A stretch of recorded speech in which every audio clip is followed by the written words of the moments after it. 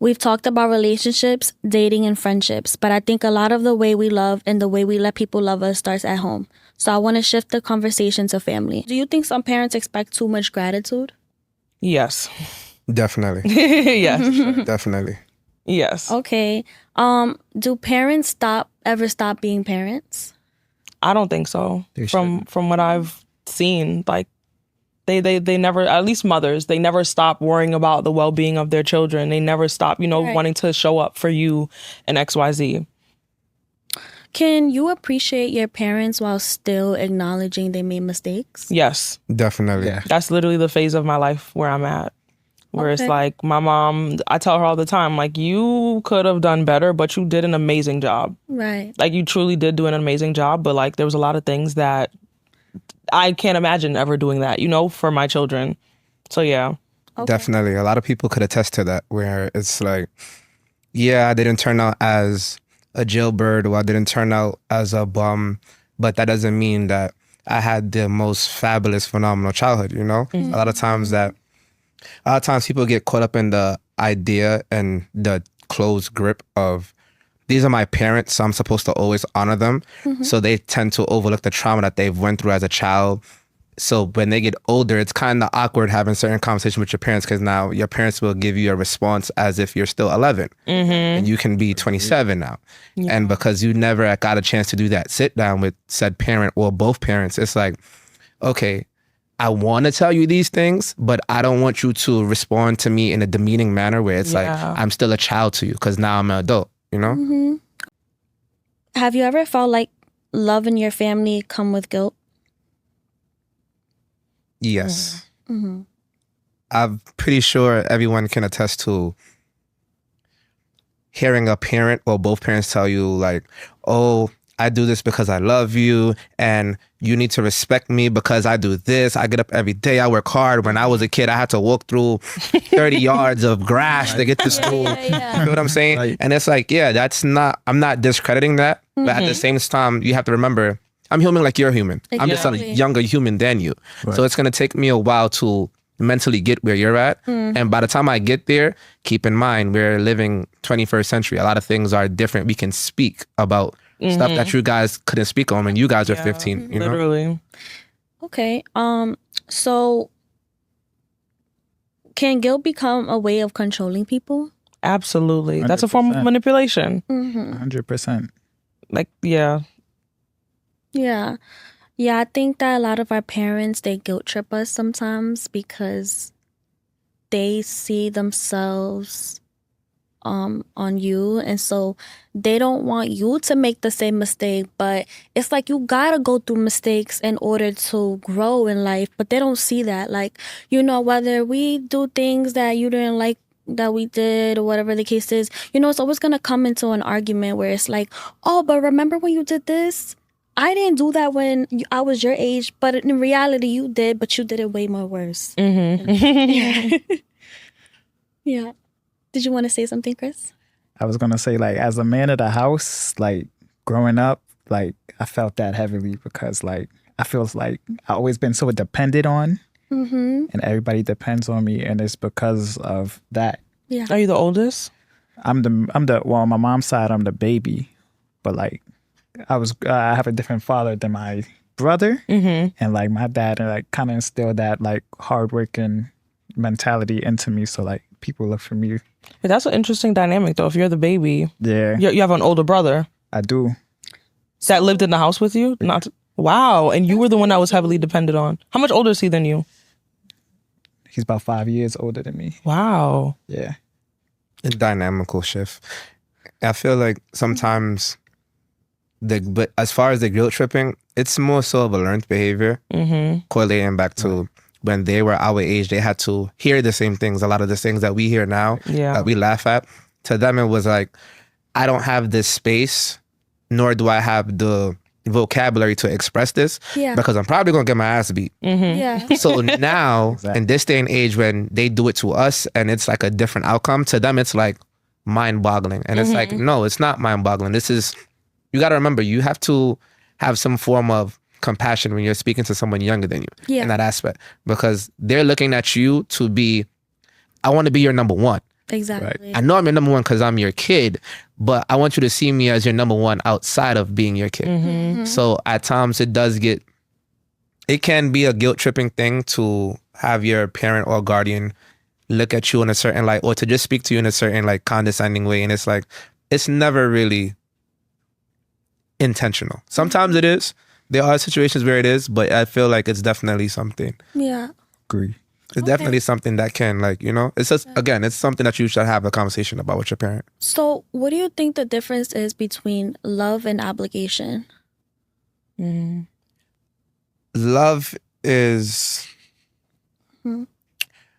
I don't want to say love is a feeling, because people use love in many different ways to get their point across or to get something out of someone. Yeah. Love is more so something you do out of you wanting to care for someone, you having compassion for someone. Yeah. As far as the obligation is you got to meet that standard right then and there when you need it. Because if you don't, you have an extra obligation coming. But the love is more so of, I want to do this for someone else. Yeah.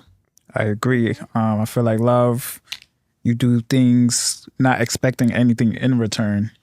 And obligation, you do something expecting something in return. Definitely. So that's where that comes into play for me. Okay. Do financial struggles sometimes create controlling parents? Yes and no. And the idea of, yes, we can be struggling financially, but that doesn't mean you have to control everything I do. I feel like a lot of times parents forget that they were one time a kid. Yeah. And their parent was one time a kid. So yeah, correlating this back to what you were saying earlier, you are going to make mistakes. You do need that freedom. You do need that elbow room to make mistakes. Yeah. And sometimes when finances are the overhead of the household, that can be a reoccurring issue. It's kind of hard to understand everyone else's point of view because you're so focused on bills. Yeah. Right. Like Chris said, he was anointed to be the man of the house. So I'm pretty sure there was times where Chris felt like, damn, I want to feel you on this, or I want to sit down and talk to you about this, but it's like, I gotta make sure the finances is in order. Yeah. Yes, sir. The question was, So the question was, do financial struggles sometimes create controlling parents? I say yes. Okay. I've seen instances where, say, the kid finishes high school and it's like all of a sudden you're an adult. Parents kind of give up on it. Like, you're an adult now. You're not going to be in my house without working, or you either work or go to school. So sometimes it can cause a little bit of control. So do survival mode affect parenting? Absolutely. Yes. Absolutely. Okay. Parents that are operating in survival mode are always the best parents. Like, they're gonna do a lot of things that can negatively affect their child for the rest of their lives if their child doesn't have the access to resources, like talking to a therapist and unpacking those type of things. Yeah, for sure. I think that definitely does affect parenting because, sometimes their parent doesn't have it all. Nobody has it all when they have a kid, especially, back in the days where I feel like most kids were like raised by their grandparents because they wanted to still have fun or whatever the case may be. I was raised by my grandparents, but I was still so loved by my mom. I still feel to this day that, she's still on survival mode, still trying to, life is hard. So when I see her doing the best she can, that makes me want to go even harder. So, yeah. I agree. I also think that survivor mode can instill fear in your kid too, though.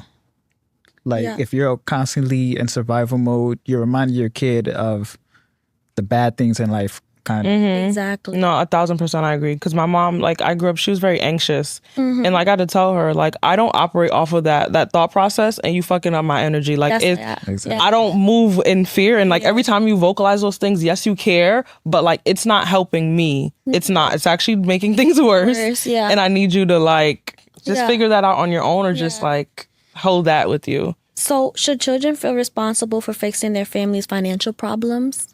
No, and unfortunately, that's the black tax. I really hate that it's a reality for us, and like, I want to say that we can't control it, but that's not ultimately true. Like, granted, yes, it's kind of been forced upon us. They've made sure that most of us have had to wake up and that be our reality. But it all ties into like just being aware of what your actual circumstances are. Like, you can have sex, but if you don't have money, you shouldn't. You know, like, you should probably stop at a certain point so that she doesn't get pregnant. Yeah. Or like just be more realistic, because no child should reach 18 or even 21 or even like at our age, the various ages that we're at, like, we shouldn't be responsible for bills. Even still, like, our parents should have made sure that we were able to go through life in the ways that we're going to go through it until we're in our 30s and just be able to figure it out without actually being stressed out about bills. Yeah. So like, I hate that it is the reality, like, for sure. Okay. I think that we shouldn't be responsible for our families, you know, responsibilities that they have to go through, whatnot. Because at the end of the day, like, you know, you always have to be a parent. We're still young. We don't really know too much about what's going on, but, you know, that's their responsibility to make sure, like, you know, what exactly, how to do it right, like, you know, and manage us. Okay, so that leads into something a lot of people don't talk about. Is it possible to be grateful for your parents and still resent parts of your childhood? Yes. 1,000%. Yes. I feel that wholeheartedly. Like, if I wasn't the age that I'm at now, like, my mom and I have literally had a horrible relationship up until we're in 2026. So 2024, the summer of 2024 was when our relationship blossomed into what it is now. Prior to that, like, my mom was like my biggest I could not stand her. Like, I loved my mom, but like, Yeah. it just was not, like, good at all. But in saying that, still, I knew that I had a great childhood. Like, my mom sent me I was in private school until I was in the 7th grade. Like, I had a great education. I was always traveling, put me in programs that, like, I enjoyed. My hair was always done. Like, she took care of me. But because she was in survival mode, there was a lot of things that I was lacking from my mother. I agree. You know, so like, grateful for the experience of her being my mom, but absolutely there are parts of my childhood where I'm just like, girl, when we talk about it and she's like, so I was just a bad parent. Yes. Right. Yes. You just gotta be straight up. Yeah, like that. It's the truth. We gotta call a spade a spade. I can't lie. Like, it is exactly what it was. Yeah. I think that our parents, you know, being who we are today, you could definitely sit there and say, you know, I don't know if I raised myself or they raised Girl, me. You know? yes. Because, like, I could sit here and say, yeah, she raised me right, but I also have some resentment towards her because you raised me right, but it shouldn't have been what it was. Yeah. I mean, yeah. Mm-hmm. Yeah. I agree. For me, in my scenario, my mother and my dad, they split when I was young. And my dad, he moved to Brooklyn. I was in the Bronx. I see him on the weekends. And I always remember the good things, but I also do remember the bad things. Yeah. So I wouldn't say I resent him, but like sometimes that hurt still does come up. And I've went to therapy and I've thought about it. And, you know, we're at a better spot now, obviously, but like I still think about it sometimes, like, you know? Yeah. Okay. So can two emotions exist at the same time? Like, what helped you heal? One more time. Can two emotions exist at the same time? So feeling love and resentment, and what helped you heal from the trauma that you guys had with your parents, you know? Yeah. I would say yeah. You can love your parent to death and still be able to have a conversation with them like, yo, when I was 11 and you thought it was a great idea to do X, Y, Z to me, that wasn't okay. Yeah. I'm glad you put a roof over my head. However, when I was 8 and you took all my dolls and lit them on fire, whatever catastrophic event it was like, Yeah. did you really think? And then, you know, you sit down, and as you get older, you sit down and you laugh about those things. But those are also the things that, you know, open the doors for revolving problems and to grow detrimental long-term issues. So it's like, yeah, you can absolutely love your parents 1,000%, both guardians, both parents.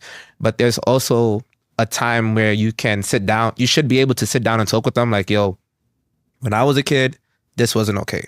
Yeah. But I understand because we were either living in survival mode, you were trained to be in survival mode. So it's okay now that we have an understanding. Don't don't get me wrong, this conversation with your parent may or may not go in your favor. Because, you can't teach an old horse new tricks. Exactly. Some parents are more acceptive to it in this day and age and some are not. But the idea of sitting down with your parent and having that conversation where it's like, okay, you raised me to be this strong, intelligent person. Now you need to accept me for being this strong, intelligent person. Because it's like, you can't want me to be great, but then when it comes to you, I got to be on your terms down here. Exactly. Like 1,000%. Yeah. Okay, cool. So let's end with this last question for segment 4. So question 6 is, what's one lesson from your childhood that you're trying not to carry into your adult life? Is this something you're still working on? That's a good question. I don't know how to answer it because of the word lesson, but that is a great question. That's a good question too, because you did say lesson, but there is a couple of things that I am working on. I'm working on like how to communicate better. I've done a lot with handling my anger. Okay. With situations, I just walk away because I know like there's a different side. There's a different consequence. I could get into a fight with somebody. I accidentally paralyze them. That's 20 years in jail or something like that. Like that's my lesson. Like just be about my peace. Okay. I would say comparing and downplaying. I feel like a lot of times growing up, I watch my friends' parents compare them to my other friends or like to me and myself, and vice versa. Sometimes you grow up in a Caribbean household, they're just trying to do their best, or any ethnic background really. They're just trying to do their best, and I think parents forget that they love you so much that they becomes slightly overbearing. And I would say the downplaying in regards to like, when you grow up in a household and you have more than one sibling, and one sibling is like bachelor's, associate's, master, and then the other sibling is like the rock star. Yeah. I kind of grew up in that aspect of watching my sister be overly intelligent. Wow. So it's like, okay, at a point in time, I did feel like I had to live up to that. Yeah. But then it's like, everybody grows at their own speed. But at the time, when I was younger, I always knew like I would have to live my own life, even if I couldn't go and do everything my sister did. So sometimes it's like, I would say the comparison is definitely downplaying in the sense of wanting to show up for your child and not just like, okay, yeah, you did this. Like, I have a daughter. My daughter is 16 months. My daughter could fart and I would be like, oh my God, yay. And she would be like, yay. Right. And it's like, it sounds funny, but it's like, those are the little things that separate from how you grew up to how you grow the next generation. Exactly. Cool. For sure. So what do you hope to do differently one day that you're like, an adult right now, but like, what do you think you'll be doing differently as you grow older and having more experiences? Is this in relation to like family stuff, family dynamics, or just like in general? In general, family dynamics, I think we should be on that topic more so. Okay. For me, I definitely would like to be the parent that listens. I wanna be able to listen and not listen to figure out what I'm gonna beat them for or try. I just like actually be a present parent, being there emotionally for my child, so that I genuinely feel like a safe space. Because I really aspire to be like, I want to be the crib that all the kids want to come over and have fun at. Like seriously, but their parents know that they're gonna be safe, they're gonna be well taken care of, and it's not like any dangerous environment. But I really just want to be a safe space because I felt like my mom wasn't a safe space for me, and not that like. It's weird because I knew that if I needed her, she would be there. But when it came to communicating things that were very sensitive, I didn't feel like that was the place that I could go. You know what I mean? 100%. And that's where your kids turn to. Like, all my friends would be older than me. Yeah. Like 2-3 grades, but like they're older than me. They're giving me different advice than what a parent and the perspective that they could give me would be. So I definitely want to do that differently for sure. I think that everybody has a different relationship with their parents. There's parents that are very comfortable with their child, about the bees and the birds and all that. And then you got my parent where it's like, they're not talking to you about that. They feel very uncomfortable. So now you feel uncomfortable about talking about that too. It's just different because, everybody was raised differently and, we can't all change who our parents are sometimes. Sometimes we just have to live with it or get out. And sometimes there was a dilemma where I'm like, dang, like, I am in survival mode because nowadays, this economy is just fucked up now. Like, Super. I have a dilemma whether I'm paying with my mental health to stay here or I'm leaving the house and now I'm like on my own. Definitely. So, yeah. Yeah. One more time, the question for me and Chris. So, the question was, what's one lesson from your childhood that you're trying? I'm sorry, that is not the last question. So, what is something that you'll do differently one day? Something I would say something I want to do is like you said, like just give my kids everything I haven't had. Be able to hear them out and listen, communicate with them effectively, give them a home with two parents, and make sure they get put up on game on life lessons early. Yeah. Okay. Cool. I would say something I would do different. I would do a lot of things different. I would definitely want to be the parent that's a safe space.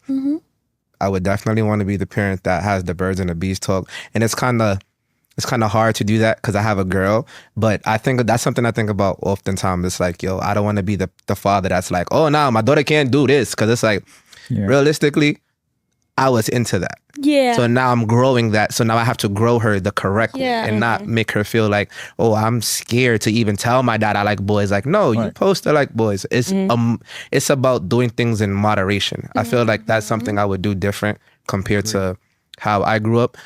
Likewise, in general, I would probably do like more self-finding in the field of, I feel like a lot of time Black young men grow up in survival mode because we're depending on each other because we all lack some of the same thing, which is having the parent or the proper guardian in that respect. So I would want to teach the youth a different route. Like, yo, it's okay if you can't be a rapper. It's okay if you're not into basketball. I was never good at basketball. Yeah. That's how I became a DJ and it worked out in the long run. So I would want to, try to be more open-minded with the next generation.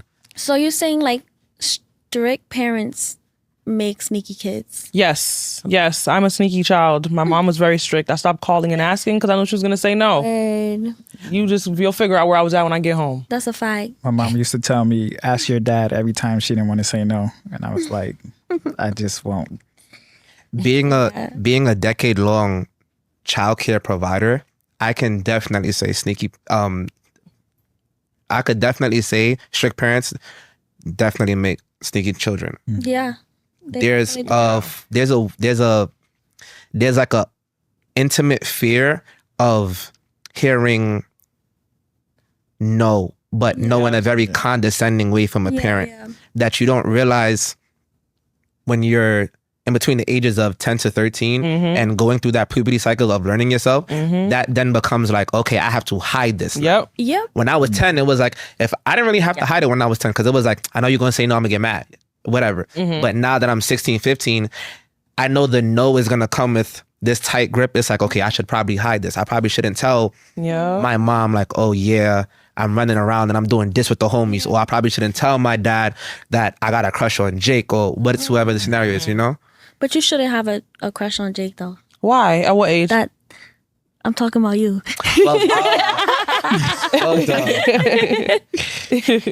Wrapping up segment for about family and childhood and healing. I wanted to say nobody comes from a perfect family, and I think conversations like these remind us that healing doesn't always mean forgetting, and it could also mean understanding where we come from and deciding what we want to do differently. So segment 5, society and self. My transition to, we've talked about relationships, dating, friendships, and family. I want to end today's conversation by looking at the bigger picture, how today's world is shaping the way we think, live, and connect with each other. So our question 1, has social media made people more narcissistic or just more comfortable showing who they really are? Both.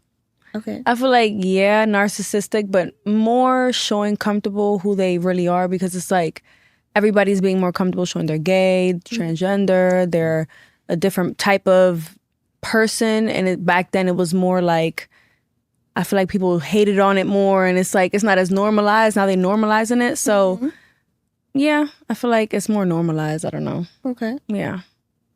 You want to go? Oh. When you look at the word narcissistic, to say social media is training somebody or teaching someone to have lack of compassion for others and stuff, Yeah.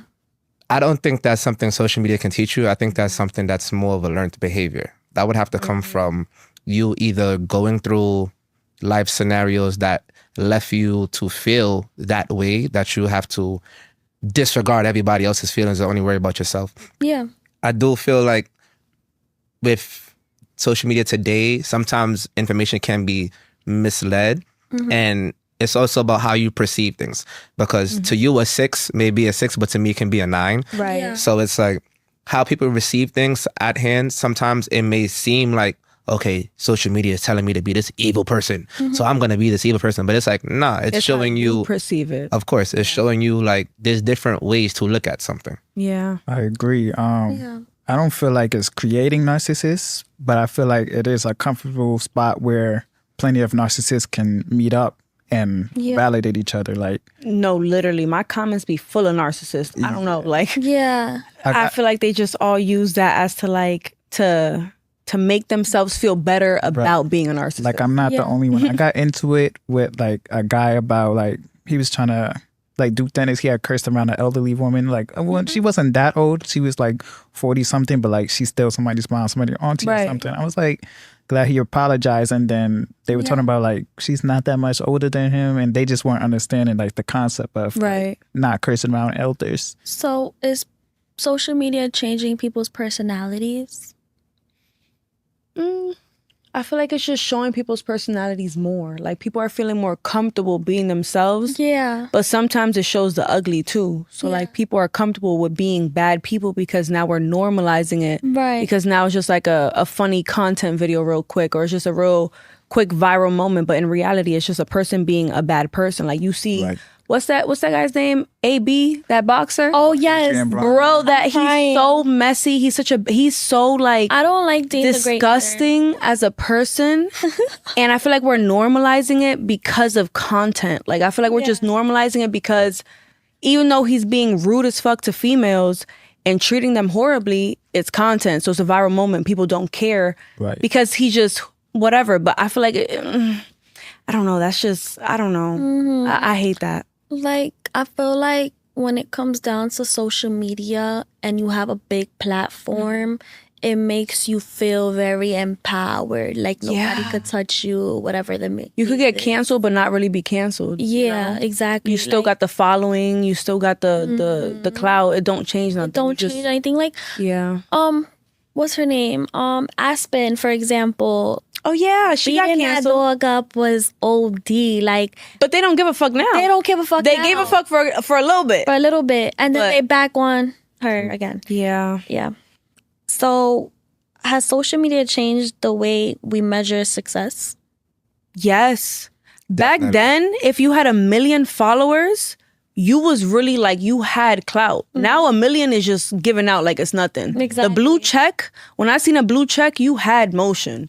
Now it's like you just pay for that. You just pay for that. That's nothing. So it's real different. Like I feel like clout, everybody could get viral really quick. You could get 100,000 views, 1 million views so quick over nothing. You don't have to be talented. So I don't know.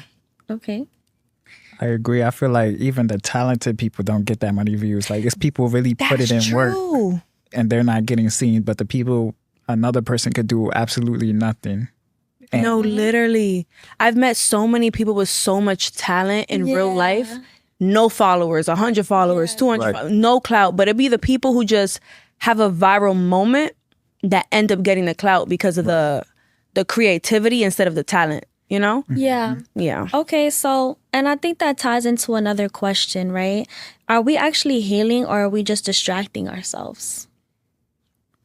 It depends on who you ask. I feel like in certain aspects, there are people who are from a demographic that strongly know what they want and they're naturally headstrong. So they know like, okay, I want to do this with my life. I want to be here. This is my guideline. I need to do X, Y, Z.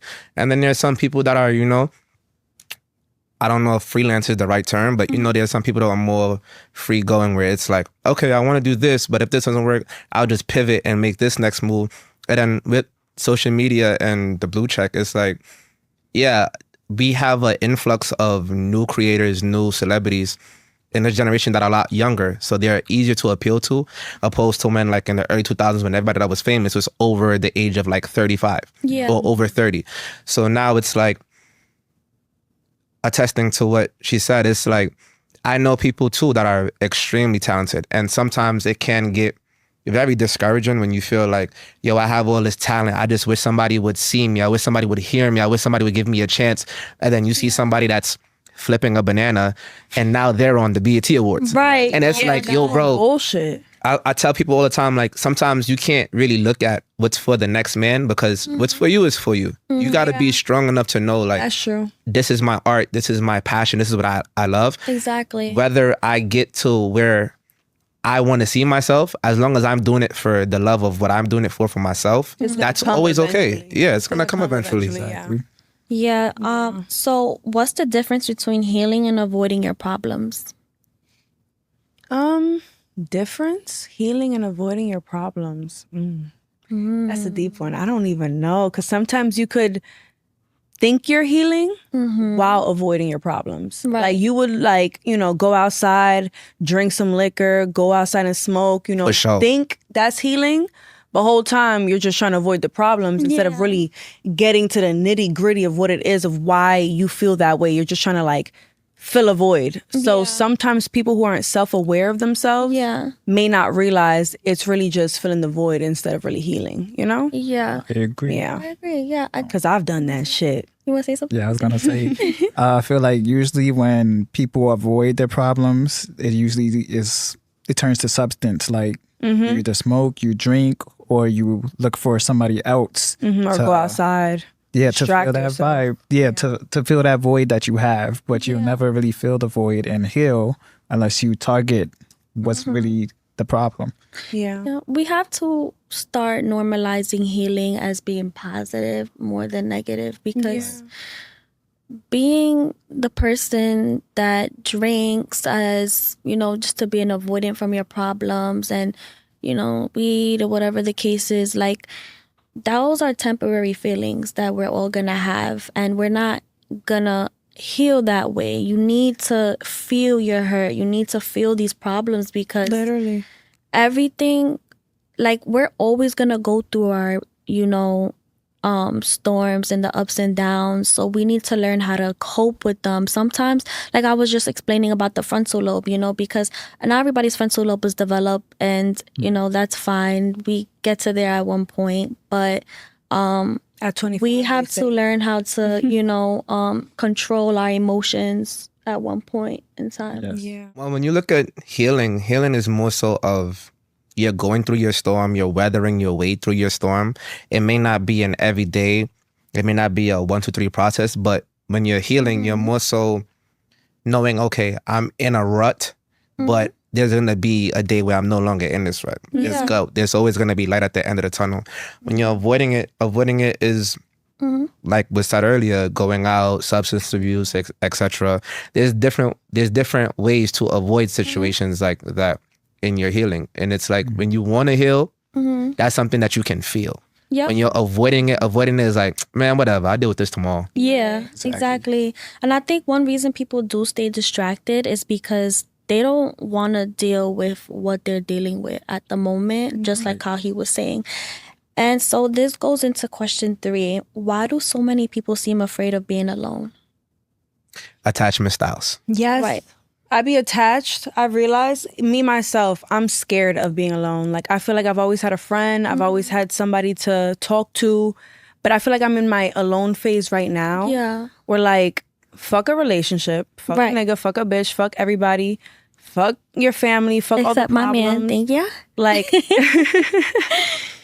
but I just feel like, I don't know, like, it's better to be alone. And wait, what was the question again? Sorry. So why do so many people seem afraid of being alone? Okay, so yeah. I feel like I be scared to be alone only because I'm so used to being around people, you know? Right. So it's so uncomfortable to be alone because I don't know what it's like. But now that I'm giving into it, it's like being alone isn't that bad. Being alone is like better than being around people because they always like drain your energy. You have to like cater to other people. You have to cater to their feelings. Like when you just cater to yourself, it's so healing. Like I love being alone now. So it's scary, but it's healing. What about the people that feel alone in a room full of people? I feel that. I feel that all the time because but that's an internal thing. yeah, that's an internal thing. That's like saying like, yo, I'll be in the club but I'm not even having fun. I still feel like, you know, I feel so alone still with a whole bunch of people around me. And then it's like, dang, when I go home, I got to deal with the same shit. Like, yeah, you're just overthinking yourself into feeling like that. Like whole time, everything's fine.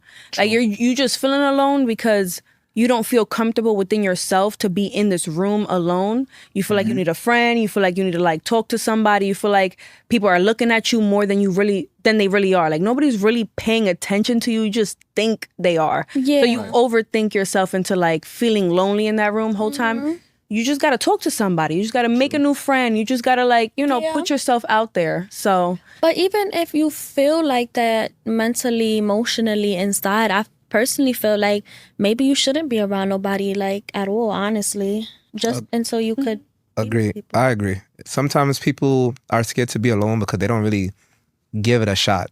They are so used to watching and feeling that room of I'm around 1,000 people or I'm watching somebody else be around 1,000 people. So okay, this may be the normal. So now when I have time to sit down for myself, it's like, damn, why am I doing that? I must be a lame. And it's like, no, sometimes people do, they don't give it a chance. And sometimes they're afraid of giving it a chance because of what it'll bring out from themselves. It's like, okay, I'm used to being around people. Now I got 3-4 days by myself. I'm bored. I'm realizing I'm boring. I really don't like this food or I don't like going to this place. So but sometimes it's like, you know. Learning yourself. Of course. When you don't like it, it makes it better because then you realize what you like and don't like. So you really like, okay, if I don't like that while I'm alone, let me try to figure out something else that I like, you know? Of course. And that's another reason why people do get into relationships because they're bored and then they realize, oh shit. Yeah. I got into this deep ass relationship. What do I do with myself now? You know what I mean? You already met the family, everything. Yeah, or just prove my point. Like my answer to that question is like sometimes people are afraid to be in a room alone because it leaves them so much time to think about everything. And that's one thing that they don't want to do. Exactly. Okay. And do you think being alone is a weakness or a skill? A skill. Definitely a skill. A skill 100%. Like, if you could really be so comfortable being alone, you've got it. Like, you've locked in with life. You're good. Yeah, fact. Definitely. You're more focused. You're more disciplined. You're more, you have a fire that's damn near extremely hard to put out because it's like, if you're only relying on yourself is the only person that will be able to stop you. So. Nobody else can stop you. Of course. Because it's just you. Of course. It's just you versus you. And I think that we're all learning how to master that skill because I don't want to be dependent my whole life. I don't want to be feeling like, oh, we came here alone. We gonna die alone. Yeah. So, but we also gotta realize that people do need people. We don't want to just be alone the rest of our lives. Well, yeah, us as humans, we were put here to socialize, love, feel. Like we're not here to be alone. Like obviously. But if you know how to be alone and you comfortable being alone, you got that. Right. Like, I don't know. Okay. So, before we wrap up, I want to ask one last question. Do you think social media has made people compare their lives more than they appreciate them? Yeah. I compare myself all the time and I try to not do it anymore because it's like somebody's level 1 or level 2 or level 100 it doesn't matter about my story, you know? It's like my level 1 doesn't compare to your level 100, you know? Like if I'm 23 and you're 23 and you got $1 million just because you got it don't mean I can't do it. Right. It don't matter if we're like comparing ourselves age-wise or lifestyle-wise. I just feel like it's your time. Your time is going to come when it comes, you know? Yeah. Yeah. sometimes we overlook the small stuff. Like Yeah.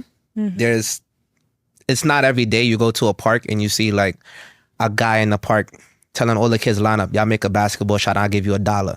Most of the time, all the kids not gonna make that. Right. And then they'll still turn around and get them ice cream or still give them some money. You know, sometimes we overlook little stuff like that. Sometimes we overlook the idea of, yo, I may not be a millionaire by 30 or by 25 or by 21. I may not be able to buy my mom's a house. Yeah. But I did finish school on time. I did get this degree. I am working and balancing Yep. life. I'm working and I'm still balancing my free time. I'm balancing my free time and going to school. So it's like sometimes I feel like we do push the field goal back unintentionally without realizing. Okay. So does everyone feel pressure to look successful online? Not everyone. I feel like it's just the majority, yes. But there's a lot of free people who don't give a fuck. They post themselves however they want to post themselves, don't care what nobody thinks. You see Baby Osama? She posts herself and don't give a fuck. Oh my God. She don't give a fuck. But people still love her. People love people when they're themselves I love genuinely. Baby Osama. She's a That's a queen. I love her. I love you, girl. That's my queen. Um Genuinely and authentically herself. Wait, what's the question again? Sorry. So the question was, do you think social media has made people compare their lives more than actually does everyone feel pressure to look successful online? Well, yeah. Okay. So I feel like people don't give a fuck, but a lot of people do care because a lot of people are getting rich young, like 20-year-olds, fucking 90-year-olds, fucking millionaires, OnlyFans people who just making it like that. So I feel like people are trying to they're trying to show a lifestyle and lost myself. Continue. A lot of people that show it online, they don't really get the grasp of that because they're online so much and comparing themselves to others. Comparison is the thief of all joy. So For sure. Yeah. that's why sometimes, like, I have to put my phone down because Yeah. I have to live my life too. Exactly. I think that we are happier offline because nobody really knows what's going on. Right. And a lot of people who post their situation and their life on social media, they're less happy because you're giving people more access to put evil eye on you and everything. Yeah, and to like judge you, speak bad on you, say anything about you. Exactly. Yeah. Or you look for validation in those other people. Like you always looking for that like on a story. Right. If you ain't getting enough likes or comments, you think it wasn't worthy enough. But whole time it's like you still have the talent, you still have a good life, you still have the good memories. Just because even though you didn't get a like or a comment or whatever, it doesn't mean it's not worthy of it. So I feel people offline definitely living better. And some of your They don't give a fuck. Yeah, some of your closest friends might not even like your posts, and sometimes it's because it's generally because it's just not on their feed. They follow so many people, And that causes problems within friendships too, because whole time it's like people think you fake, but whole time it's like I didn't even see it. Exactly. But that's weird as fuck, because if we're really living in real life, be proud of me in real life. Call me, link up with me, see my accomplishments. I notice people more who don't post live the best lives. And people who do post So free. more, it's like, oh, wait. It's like, first of all, I know you're a real person. You don't really got that Lamborghini for real. I'm happy. It's a renty. you don't have your license yet. Whole time it's a renty. You just paid that shit for the weekend. Like, yo, we know you get off of social media, son. A lot of people be faking it just to look good. Like a lot of y'all niggas too. Yeah. Instead of getting a crib or a car, y'all get the nice y'all heard her. jeans, y'all fucking bedazzles outfit without the fucking crib. Like Exactly. what are you doing? Like why y'all flexing? Y'all trying to flex for niggas to make y'all bros Exactly. feel like y'all doing something, but whole time it's oh my God, who's calling me? 1,000%. Yeah, I feel like a lot of niggas just try to flex for the bros instead of like genuinely doing the right thing, like getting your crib, getting your car, getting your credit right, getting what the fuck you need to do with your life right. Why you trying to fuck bitches to impress your bros? Like I don't even know how I got there. 1,000%. Word. So we're going to get on one last question before we wrap up. What's one lesson you've learned that you wish more people understood? But I want to go through him and then. One lesson I've learned I wish more people understood would be to move at your own pace. Yeah. Because a lot of times, I fall victim to this too sometimes. Sometimes I will look at my peers' success and I'll be like, wow, you're literally living what I would deem my ceiling. And sometimes I do realize that other people see it that way. It may be on a different scale depending on what everybody's profession, career, or hobby is. So I do feel like sometimes we naturally do that off of reflex because, everybody wants to be successful. Nobody wants to be the person who just amounts to nothing in life. But we also put a lot of pressure on our shoulders from just going through the trial and error. And sometimes people feel like when you hit a trial and error, that's the end of the world. Like you should stop or you should just give up. And it's like, nah, you should keep going, Right. Yeah. Okay. Britney. What was the question again? So the question was, what's one lesson you've learned that you wish more people understood? I wish people understood emotional intelligence more. Okay. I feel like people don't understand perspectives. People don't understand, like, sometimes if somebody crashes out on you, maybe they didn't mean to, True. Like, maybe it was like just an emotional response in that moment. Talk to them, see what childhood trauma they have, maybe father issues, mom issues. Like they maybe have something deeper within themselves. So I feel like sometimes people don't understand why people react a certain way. Yeah. So if you had more emotional intelligence, maybe you could communicate better with somebody. Maybe that relationship didn't have to end. Maybe that friendship didn't have to end. Maybe, that family member you didn't have to cut off, You just have to talk about it. But you didn't understand their perspective, so you decided to, react a different way. So I feel like, emotional intelligence, definitely people need to start learning that a little more because I agree. y'all people be fucked up and I don't know. I'm an empath, so I feel like I'm very empathetic. I understand people when people are hurt and they hurt me. I'd rather understand why they hurt me instead of like, you hurt me, I'm gonna cut you off. Fuck you. Right. I want to understand like, what did I do wrong? What made you react like that to me? What did I do in your perspective? Maybe I can understand. Maybe we could work on it. Maybe we could communicate about it. Like, I agree. That's why that bitch, I don't know why she blocked you. Like I could have just talked about it. I don't understand that emotional intelligence. Y'all be too caught up in your emotions. Caught up in the emotions. Yeah. Yeah, it's too much. Okay. That kind of leads to what I have to say. Like, my advice is peace comes with thinking outside of the box. Like, the more you trap yourself in and you don't expand your mindset and how you think, the more trapped you're going to be in life. Right. Okay. So I think that one lesson that I've learned that I wish more people understood was that you really have to be so patient in life. Like, oh my God, I learned patience throughout my life because it's like so many not everything is gonna go your way. I'm so sorry to tell you. Like, I was that little girl that was like, I want everything my way right now. But then I'm like, I went through trials and tribulations, and I'm like, wow, God really does work in my favor. So Definitely. I could definitely see that though. Yeah. You just gotta wait. You just gotta see what maybe God is putting those trials and tribulations as a lesson, Exactly.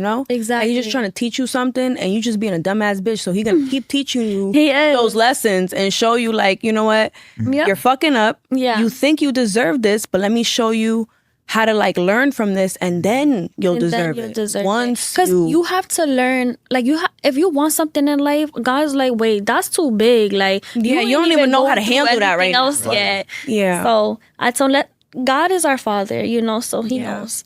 All right. Then all of us. All I'm gonna say is I appreciate everybody for coming and being open today. And if you made it this far, thank you for watching. If anything we talked about resonated with you, we love to hear your perspective because there's never just one right answer. Don't forget to like, comment, and share. Repost, talk your shit. Clock it. Do all of that. Clock it, bitch. Brian needs Samira in this bitch because I didn't get to say nothing when I first got here. I was late, but we all up in here. But if everyone wants to introduce themselves at the ending, put their Instagram out. We should go like, go you first. Wait, I'm sorry. Brain fart. What we doing? Shout yourself out. Yeah, shout out. You guys can follow me on Instagram or social media platforms at Mr. Brook63, MRBROOKS63.